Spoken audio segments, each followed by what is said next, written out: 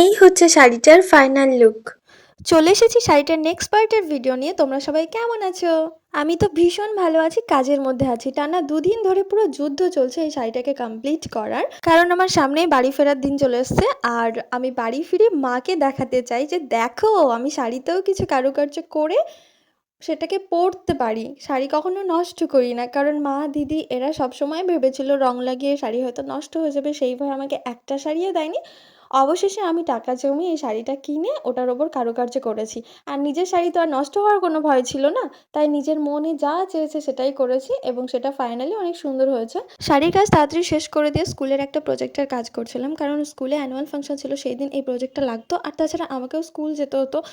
পরের দিন আমাকে বেরোতে হতো, তাই জন্য আমাকে তাড়াহুড়ো করে এই কাজগুলো কমপ্লিট করতে হয়েছে। আর এই যে বাড়ি ফিরে আমি শাড়িটা পরে আমাদের পুচকুটাকেও কোলে নিয়েছিলাম, পুরো ম্যাচিং ম্যাচিং করে ফেলেছি।